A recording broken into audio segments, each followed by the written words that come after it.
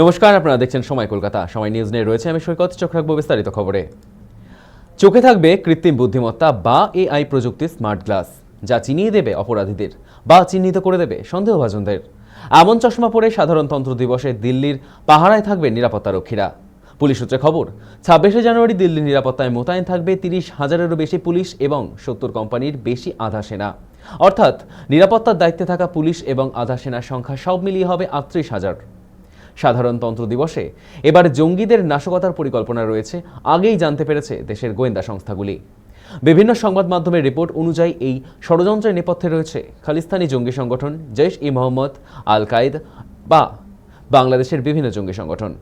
দাবি, অপারেশনের নাম কোড নেম 2626। এই বিষয়টি নজরে রেখে এই সাধারণতন্ত্র দিবসে এবার দিল্লিতে নিরাপত্তায় আরও আঁটোসাঁটো করা হয়েছে। দিল্লি পুলিশ জানিয়েছে, নিরাপত্তা বাহিনী যে স্মার্ট চশমা ব্যবহার করবে তাতে ফেসিয়াল রিকগনিশন সিস্টেম এবং থার্মাল ইমেজিং টেকনোলজি থাকবে। এই প্রযুক্তিকে কাজে লাগিয়ে ভিড়ের মধ্যে থেকে সহজেই অপরাধী বা সন্দেহভাজন কাউকে চিহ্নিত করা সম্ভব হবে, কারণ এই চশমা সরাসরি সংযুক্ত থাকবে পুলিশের তথ্য ভাণ্ডারের সঙ্গে।